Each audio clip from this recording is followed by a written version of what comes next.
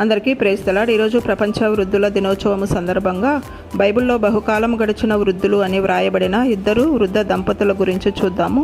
ఆదికాండము 18వ అధ్యాయం 11వ వచనము, అబ్రహామును శారాయిను బహుకాలం గడిచిన వృద్ధులై ఉండిరి. లూకాసు వార్త 1వ అధ్యాయం 7వ వచనము, ఎలిజబెత్ గొడ్రాలైనందున వారికి పిల్లలు లేకపోయిరి, మరియు వీరిద్దరూ బహుకాలం గడిచిన వృద్ధులైరి. చూశాం కదా, పాత నిబంధనలో అబ్రాము శారాయి గురించి బహుకాలం గడిచిన వృద్ధులు అని, క్రొత్త నిబంధనలో జకరియా ఎలిజబెతుల గురించి బహుకాలం గడిచిన వృద్ధులు అని వ్రాయబడి ఉంది.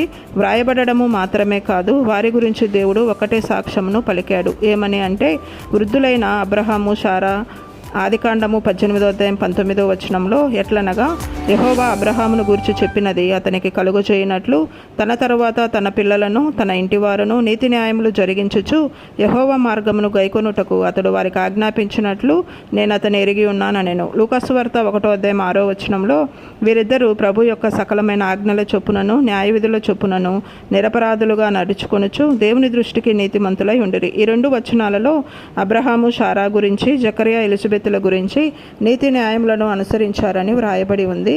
ఈ రెండు కుటుంబాలు ఒకటే సాక్ష్యాన్ని దేవుని యొద్ద నుండి పొందారు.